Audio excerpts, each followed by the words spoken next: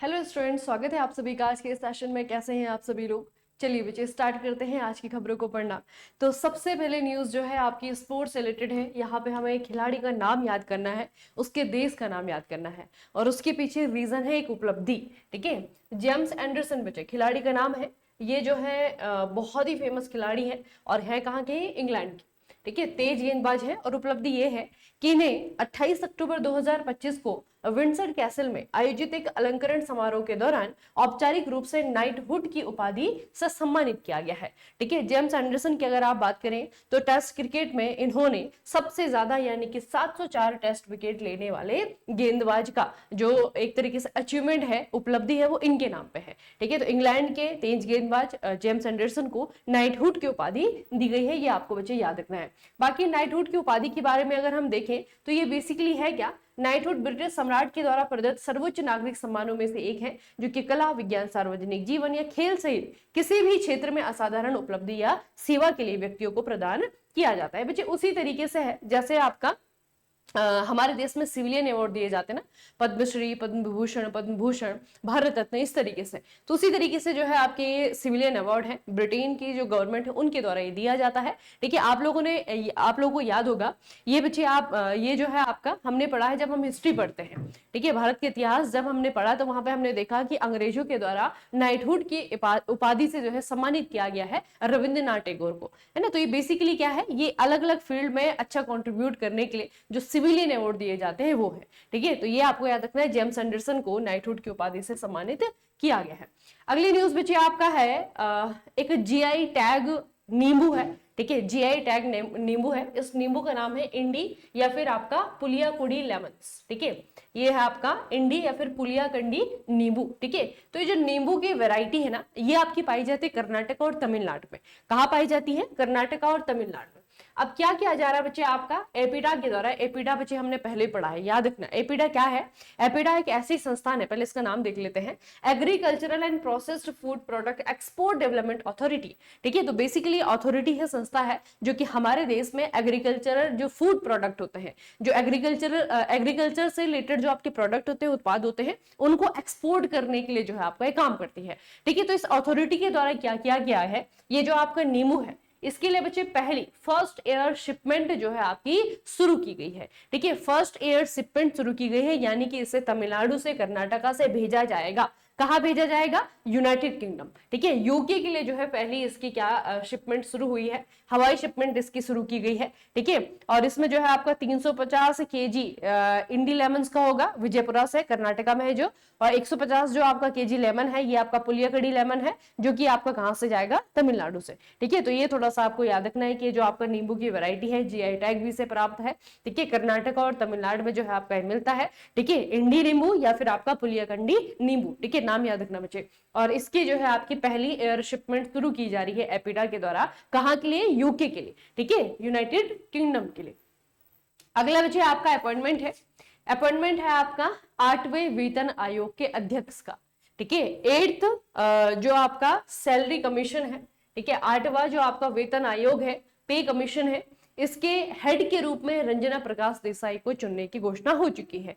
ठीक है, तो ये थोड़ा सा आपको याद रखना है, बहुत इंपॉर्टेंट बच्चे आपका ये अपॉइंटमेंट है। अच्छा, ये गठन जो आपका वेतन आयोग बना है, इसके गठन को मंजूरी किसने दी है, कब दी है? तो केंद्र सरकार के द्वारा 28 अक्टूबर 2025 को केंद्रीय मंत्रिमंडल की बैठक में 8वें वेतन आयोग के गठन को मंजूरी दे दी गई है। ठीक है, सुप्रीम कोर्ट की सेवानिवृत्त न्यायाधीश यानी कि रंजना प्रकाश देसाई को अध्यक्ष के रूप में चुना गया है। और ये जो आपकी बच्चे आयोग बनाया गया है, कमीशन बनाया गया है ना, ये अपनी रिपोर्ट जो है सरकार के सामने सबमिट करेंगे। तो क्या उसके लिए समय है? इसके लिए समय सीमा है, आयोग को अपनी अंतिम रिपोर्ट 18 महीनों के भीतर, ठीक है, मतलब कि अप्रैल मई 2027 तक सरकार को सौंपनी होगी। ठीक है, अब जो भी रिपोर्ट आएगी उसके रिकमेंडेशन के आधार पे सरकार जो है, जितनी भी आपके सरकारी कर्मचारी हैं, उनकी सैलरी में उनकी जो इनकम आती है, पे आती है, उसमें जो है चेंजेस करेगी। ऑब्वियसली बात है बच्चे, महंगाई दर बढ़ती है तो महंगाई दर बढ़ने के साथ में जो है सैलरीज भी बढ़ती है। ठीक है, तो जो आपका 8वां वेतन आयोग है उसकी जो रिकमेंडेशन है वो आपके अगले साल तक ही लागू होगी। ठीक है, क्योंकि इसकी जो रिपोर्ट आएगी वो अप्रैल मई 2027 तक आ सकती है, सरकार को सौंपी जाएगी। अच्छा, इसके पीछे उद्देश्य क्या है, क्यों बनाया जाता है वेतन आयोग? तो इसके पीछे एम है, यह आयोग केंद्रीय सरकारी कर्मचारियों के वेतन, भत्तों, पेंशन और अन्य सेवा शर्तों की समीक्षा का सिफारिश करती है। ठीक है, तो बेसिकली जो है रिकमेंडेशंस के लिए कि हमारे जो सरकारी कर्मचारी हैं उनको जो भत्ते दिए जा रहे हैं, उनको जो वेतन दिया जा रहा है वो इनफ है या नहीं है, उनके काम के अनुसार। ठीक है, जो महंगाई दर बढ़ रही है उसके अनुसार जो है जो वेतन भत्ते हैं उनको क्या किया जाता है, उनको रिवाइज किया जाता है। तो उस रिवीजन करने के लिए, उसको जो है रिवाइज करने के लिए, उसकी समीक्षा करने के लिए, रिव्यू करने के लिए ये वेतन आयोग बच्चे आपका बनाया जाता है। तो 8वां वेतन आयोग जो है आपका बन गया है। इसके अध्यक्ष के रूप में जो रंजना प्रकाश देसाई है इनको अध्यक्ष चुना गया है, और इसका काम जो है आपका, या फिर इसका जो रिपोर्ट वो सरकार के पास में आ जाएगी अगले साल। ठीक है, 2027 तक जो है आपका ये आएगी, अप्रैल और मई 27 तक। ठीक है, तो 18 महीनों का समय होता है, ये थोड़ा सा याद रखना। 18 महीनों के भीतर जो है ये रिपोर्ट सरकार को इनको जमा करनी पड़ती है। ठीक है, तो कभी भी जो है आपका इन महीनों के बीच में आ जाएगा, जब भी काम आपका खत्म हो जाएगा। अभी आपको अध्यक्ष का नाम याद रखना है, और 2027 में जो है आपका ये रिकमेंडेशन सरकार क्या करेगी, लागू कर देगी। ठीक है, अगला बच्चे आपका एक और डिसीजन आपको याद रखना है, एक और डिसीजन आपको याद रखना है। डिसीजन ये है कि जो आने वाला साल है यानी कि 2026 को आसियान भारत समुद्री सहयोग वर्ष के रूप में सेलिब्रेट किया जाएगा। ठीक है, आने वाला जो साल है 2026, इसको आसियान भारत समुद्री सहयोग वर्ष के रूप में सेलिब्रेट किया जाएगा। ठीक है, इसका सम्मेलन हमने पढ़ा था कि इसका सम्मेलन 2025 का कहां पे किया जा रहा है बच्चे, ये हो रहा है आपका कुआलालंपुर मलेशिया में। ठीक है, इसे जो बच्चे आपका वर्चुअली ज्वाइन किया गया था प्रधानमंत्री नरेंद्र मोदी के द्वारा। आसियान में इंडिया मेंबर नहीं है, लेकिन आसियान कंट्रीज के साथ में हमारे बहुत अच्छे रिलेशन है। ठीक है, तो इंडिया और आसियान के बीच का जो आपका सहयोग है, या फिर कह सकते हैं जो रिश्ता है, उसी को जो है एक तरीके से सेलिब्रेट करने के लिए अगला साल 2026 का जो है आपका है ये समुद्री सहयोग वर्ष के रूप में सेलिब्रेट किया जाना है। ठीक है, बाकी बच्चे आसियान के बारे में पूरा डिटेल मैंने आपको बताया था। वर्तमान में जो है इसमें आपके 11 मेंबर हो चुके हैं। जो सबसे नया मेंबर जुड़ा है वो है आपका तिमोर लेस्ते, या फिर इसे हम ईस्ट तिमोर भी कहते हैं। बाकी जो है आपके 10 मेंबर इसमें पहले से ही है। ठीक है, तो याद रखना बच्चे ये है आपका आसियान और भारत का समुद्री सहयोग वर्ष, कौन सा वाला, 2026 वाला। ठीक है, अगली बच्चे आपका स्टेट से न्यूज आई है। यूपी गवर्नमेंट ने कोई डिसीजन लिया है। उत्तर प्रदेश सरकार ने राज्य के पूर्व मुख्यमंत्री कल्याण सिंह के सम्मान में कल्याण सिंह नगर नाम का एक नया जिले निर्माण की घोषणा कर दी है। ठीक है, तो यूपी में जो है बच्चे आपका एक नया डिस्ट्रिक्ट बनने वाला है। यह अलीगढ़ और बुलंदशहर जिलों की तहसीलों को मिलाकर के बनाया गया है। उत्तर प्रदेश का 76वां जिला होगा। ठीक है, एक सिंपल सा प्रश्न आएगा, यूपी में वर्तमान में कितने जिले हैं, कितने हो गए हैं, 75 से एक बढ़कर के 76 हो गए हैं। जो नया जिला बना है उसका नाम क्या है, कल्याण सिंह है। ठीक है, कल्याण सिंह जो है 2 बार बचे आपका, एक तो आपका 1991 92, एक आपका 97 से 99 तक। ठीक है, 2 बार यूपी के मुख्यमंत्री रहे हैं। ठीक है, दोनों के नाम पे जो है बच्चे आपका ये बनाया जा रहा है। अच्छा, जो नया डिस्ट्रिक्ट बनेगा, ऑब्वियस सी बात है बच्चे के जो पुराने आपके जिले हैं, है ना, उन्हीं की जो तहसीलें हैं उनको जोड़ करके नया डिस्ट्रिक्ट बनेगा। ठीक है, तो पुरानी जो आपके जिले हैं, एक अलीगढ़ है, एक बुलंदशहर है, उन दोनों की जो है तहसीलों को जोड़ करके एक नया डिस्ट्रिक्ट बनाया जा रहा है। ठीक है, तो कौन कौन सी तहसीलें हैं इसमें बच्चे, अलीगढ़ की अतरौली तहसील है, अलीगढ़ की गंगेरी तहसील है, और बुलंदशहर का जो है आपका दिबाई तहसील है। ठीक है, तो इन 3 तहसीलों को मिलाकर के उत्तर प्रदेश का 76वां जिला बनाया जा रहा है। इसकी घोषणा यूपी गवर्नमेंट ने कर दी है। तो बहुत इंपॉर्टेंट न्यूज है। यूपी की इंपॉर्टेंस आप सभी को पता है कि इंडिया में, है ना, क्योंकि वजह सबसे बड़ा स्टेट है, पॉपुलेशन के अकॉर्डिंग आप देखेंगे तो सबसे बड़ा राज्य है। तो यहाँ पे अगर इस तरीके से कोई न्यूज आई है तो वो इंपॉर्टेंट हो जाती है। ठीक है, याद रखना आपका 76वां जिला। ठीक है, और कल्याण सिंह के बारे में भी याद रखना, 2 बार जो है यूपी के सीएम रहे थे, इसीलिए उनके नाम पे जो है आपका ये जिला बनाया जा रहा है। अगली न्यूज बच्चे आपके प्रधानमंत्री नरेंद्र मोदी से है। आज जो है 31 है, आज जो है आपके प्रधानमंत्री नरेंद्र मोदी है कहाँ पे, 30 और 31 अक्टूबर, आज और कल जो है बच्चे आपके गुजरात के दौरे पे हैं। ठीक है, तो ये जो आपका दौरा हो रहा है ना, इसमें बहुत सारी चीज इनोग्रेट हो रही है। ठीक है, तो क्या क्या चीजें हमें याद रखनी है बच्चे। अच्छा, 31 अक्टूबर को सरदार वल्लभ भाई पटेल की 150वीं जयंती के उपलक्ष्य में राष्ट्रीय एकता दिवस समारोह में भी भाग लेंगे। इस कार्यक्रम के दौरान सरदार पटेल की 150वीं जयंती के उपलक्ष्य में 150 रुपए मूल्य का एक विशेष स्मारक सिक्का और डाक टिकट भी जारी किया जाएगा। इसके अलावा एकता नगर में ये लगभग लगभग 1100 करोड़ रुपए से अधिक की विभिन्न इंफ्रास्ट्रक्चर और विकास परियोजनाओं का भी उद्घाटन करने वाले हैं। ठीक है, अब ये तो आपको याद रखना है बच्चे, क्योंकि जो 30-31 तारीख है ना, 31 अक्टूबर बहुत इंपॉर्टेंट है। ठीक है, 31 अक्टूबर को जो है आपका सरदार वल्लभ भाई पटेल की 150वीं जयंती है। ठीक है, 150th याद रखना, ये भी क्वेश्चन आ सकता है कि अभी 2025 में सरदार वल्लभ भाई पटेल की कौन सी जयंती सेलिब्रेट की गई है, तो 150th। ठीक है, 150वीं जयंती सेलिब्रेट की गई है। उसके अलावा जो है प्रधानमंत्री नरेंद्र मोदी खुद यहाँ पे गए हैं और बहुत सारी परियोजनाओं को जो है लॉन्च किया गया है। तो कौन कौन सी परियोजनाएं ऐसी होंगी जो कि एग्जाम में पूछी जाएंगी, ठीक है, तो मैं आपको बताती हूँ परियोजनाओं की जिनकी आधारशिला रखी जाएगी। एक तो बच्चे भारतीय शाही राज्य संग्रहालय, वेरी वेरी इंपॉर्टेंट। ठीक है, आपको पूछा जाएगा कि आने वाले दिनों में भारतीय शाही राज्य संग्रहालय ये कहां पे बनेगा, तो ये बनेगा आपका गुजरात में। ठीक है, याद रखेंगे ना इसे। दूसरा आपका क्या है, वीर बालक उद्यान, खेल परिसर, वर्षा वन परियोजना, शुल्पनेश्वर घाट के पास में जेटी विकास आदि परियोजना का उद्घाटन। ठीक है, राजपीपला में बिरसा मुंडा जनजातीय विश्वविद्यालय, आपका गरुड़ेश्वर में आतिथ्य जिला चरणवन। ठीक है, वामन वृक्ष वटिका, सतपुड़ा सुरक्षा दीवार, ई बस चार्जिंग डिपो और 25 इलेक्ट्रिक बसें और डैम रिप्लिका फाउंडेशन आदि। ठीक है, तो है तो काफी कुछ, लेकिन उसमें से जो सबसे इंपॉर्टेंट है वो है आपका भारतीय शाही राज्य संग्रहालय। ठीक है, तो ये आपका बनने जा रहा है गुजरात में। इसे इनॉग्रेट जो है आपके करेंगे प्रधानमंत्री नरेंद्र मोदी। ठीक है, तो इससे बच्चे आपका जो 31 अक्टूबर का दिन है ना, इसका इंपॉर्टेंस भी याद रखिएगा, है ना। और इस दिन पे जो है आपका क्या क्या हुआ है गुजरात में वो भी आपको याद रखना है। अगला है बच्चे आपका स्टेट, ये है आपका पंजाब। पंजाब पुलिस ने एक नया इनिशिएटिव शुरू किया है। देखिए क्या किया है, बच्चों को बढ़ते ऑनलाइन खतरों से बचाने और उनके डिजिटल भलाई सुनिश्चित करने के लिए पंजाब पुलिस के साइबर अपराध प्रभाग ने राज्य में लगभग 3000 सरकारी स्कूलों में साइबर जागो लॉन्च किया है। ठीक है, तो साइबर जागो से ही आपको समझ में आ रहा है कि बेसिकली क्या है ये है आपका अवेयरनेस प्रोग्राम। ठीक है, इनिशिएटिव का मकसद ये है कि बच्चों को अवेयर किया जाए। ठीक है, छात्रों को इंटरनेट सुरक्षा और सुरक्षित ऑनलाइन उपयोग के बारे में जागरूक करना है। ठीक है, तो लगभग जो है आपकी यहाँ पे जितने भी गवर्नमेंट स्कूल्स है उनमें आपका 3968 स्कूलों को जो है आपका चुना गया है। बच्चे जहाँ पे ज्यादा होंगे जो उनको जो है अवेयर किया जाएगा कि किस किस तरीके से थ्रेट जो है आपके साइबर क्राइम के जरिए जो है आपके मिलते हैं, क्या साइबर क्राइम होता है और उनसे बचने के जो उपाय हैं वो किस तरीके से अपने व्यक्तिगत स्तर पर अपनाए जा सकते हैं। ठीक है, तो इसको लेकर के बच्चे अवेयरनेस प्रोग्राम है, आपको याद रखना है साइबर जागो इसका नाम है और इसे जो है पंजाब पुलिस के द्वारा इनिशिएट किया गया है। अगली न्यूज बच्चे आपकी एक रिपोर्ट है ग्लोबल फायर पावर इंडेक्स 2025 की भी आ गई है। ये बहुत एग्जाम में पूछा जाता है बच्चे। ठीक है, तो इस इंडेक्स में ये बताते हैं कि सबसे शक्तिशाली सेना कौन से देश की है, तो भारत की जो सेना है वो सबसे शक्तिशाली सेनाओं में चौथे नंबर पे आई है। ठीक है, ये इंडेक्स 145 देशों की पारंपरिक सैन्य शक्ति का आकलन करता है।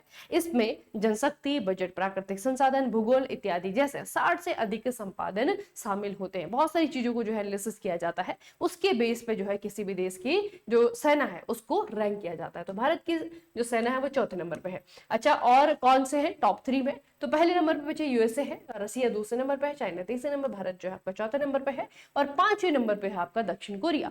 ठीक है, उसके अलावा बच्चे आपका क्या है, ये पावर इंडेक्स में आपकी क्या है, ये इनकी क्या कह सकते हैं सेना की ताकत है, पावर दिखाया हुआ है। जैसे कि आप देखें कुल सैन्य कार्मिक मतलब कितने लोग हैं जो कि अभी फोर्सेस में काम कर रहे हैं। ठीक है, कुल विमान कितने विमान है किसके पास में, कुल टैंक। ठीक है, तो विमान थोड़ा सा देख लें हमारे पास में और रसिया, अच्छा इंडिया के पास में और चाइना है ना, क्योंकि हमसे ऊपर चाइना है, तो 2229 जो है हमारे पास में है। ठीक है, और चाइना के पास में जो है आपके 3309 है। ठीक है, और कंपेयर करिए बच्चे रसिया और यूएसए का, रसिया का और यूएसए का ये दोगुने से भी ज्यादा है, 13,000। ठीक है, और ये आपका रसिया के पास में सबसे नहीं, चाइना के पास में सबसे ज्यादा टैंक है, चाइना के पास में सबसे ज्यादा टैंक है। ठीक है, ये अमेरिका के पास में सबसे ज्यादा विमान है। ठीक है, और हमारे पास में क्या है ज्यादा, हमारे पास में क्या है ज्यादा, लोग ज्यादा है, हमारी ह्यूमन रिसोर्स जो है ज्यादा है ना, हमारे पास में लोग जो सेना में काम कर रहे हैं सबसे ज्यादा है। ठीक है, तो ये भी आपको थोड़ा सा उस बेस पे पूछा जा सकता है, क्योंकि बच्चे यही तो क्राइटेरिया है ना, किसी भी देश की सेना को शक्तिशाली क्यों बताया जा रहा है, किस बेस पे, उसी बेस जो है आपके बहुत सारे हैं, उनमें से जो है आपके मेन बेस यही है, लोग ज्यादा हैं, तो लोग तो सबसे ज्यादा हमारे पास है ना, जो आपके आर्मी पर्सोनल है सबसे ज्यादा हमारे पास में है। और उसके अलावा अगर आप देखेंगे तो ये विमान जो है सबसे ज्यादा यूएसए के पास में है और टैंक जो है सबसे ज्यादा चाइना के पास में है। ठीक है, अगली न्यूज बच्चे, आपको एक अवार्ड याद रखना है। आप लोगों ने इन्हें देखा होगा मास्टर शेफ में, संजीव कपूर नाम है इनका, ठीक है, और बहुत ही फेमस जो है आपके शेफ हैं और राइटर भी हैं, और भारत सरकार ने इनको पद्मश्री भी दिया हुआ है, ठीक है। तो ऑलरेडी मतलब काफी फेमस पर्सनैलिटी है।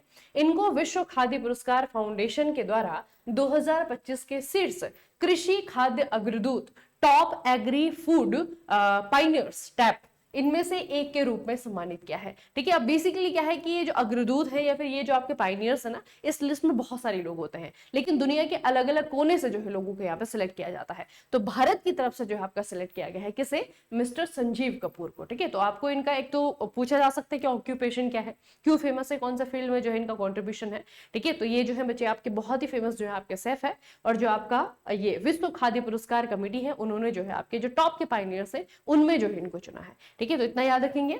अच्छा, ये सम्मान उन्हें संयुक्त राज्य अमेरिका के लुआ में डेस मोइनस यहाँ पे अभी अक्टूबर 2025 में आयोजित नॉर्मन ई बोरलॉग अंतरराष्ट्रीय संवाद के दौरान किया गया है, ठीक है। ये तो आपको याद रखने की जरूरत नहीं, बस ये याद रखना, इनका नाम याद रखना, और इनको जो है आपका टॉप एग्री फूड पाइनियर्स के लिस्ट में शामिल किया गया है। भारत के बच्चे आपके यहाँ पे इकलौते हैं, ठीक है।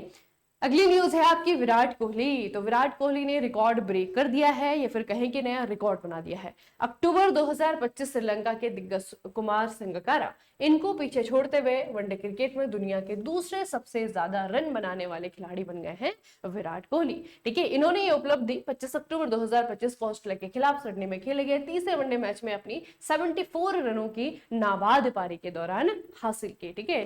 तो बच्चे वो खिलाड़ी जिन्होंने के वनडे में सबसे ज्यादा रन बनाए हैं, उसमें अगर आप देखेंगे अक्टूबर 2025 तक सचिन तेंदुलकर सबसे ज्यादा 18,426 रन के साथ में पहले नंबर पे, विराट कोहली 14,255 रन के साथ में दूसरे नंबर पे, कुमार संगकारा पहले दूसरे पे था, अब तीसरे पे आ गए हैं, इन्होंने बनाए हैं 14,234, ठीक है। तो ये जो है आपके तीनों का नाम याद रखना है आपको। टॉप में आप लोग देख रहे हैं कि फर्स्ट और सेकंड पोजीशन पे इंडियन है, इंडियन क्रिकेटर है, ठीक है। एक और चीज याद रखना बच्चे, रोहित शर्मा 11,370, सौरभ गांगुली 11,121 को पीछे छोड़ते हुए वनडे क्रिकेट में भारत के तीसरे सर्वाधिक रन बनाने वाले बल्लेबाज बन गए, ठीक है। अब ये तो बच्चे आपकी इंटरनेशनल रैंकिंग है ना, अंतरराष्ट्रीय स्तर पे जो अगर देखा जाए तो कुमार संगकारा तीसरे पे आएंगे, लेकिन अगर आप सिर्फ इंडियन प्लेयर को देखेंगे तो पहले पे आपके सचिन है, दूसरे पे विराट है, तीसरे नंबर पर जो है आपके रोहित शर्मा है। रोहित शर्मा ने भी जो है किसी को पीछे छोड़ा है, किसे, सौरभ गांगुली को, ठीक है। तो सिर्फ विराट का रिकॉर्ड मत याद रखना, रोहित का भी रिकॉर्ड याद रखना, क्योंकि रोहित भी जो है किसी को पीछे छोड़ करके टॉप 3 में अपनी जगह बना चुके हैं, ठीक है। याद रखना बच्चे दोनों को ही। अगली न्यूज जो है आपके एनवायरमेंट के है। नेचर एक मैगजीन का नाम है, नेचर मैगजीन, इन्होंने जो है बच्चे आपका एक स्टडी रिलीज किया है, ठीक है। इन्होंने एक स्टडी जो है आपके पब्लिश की है।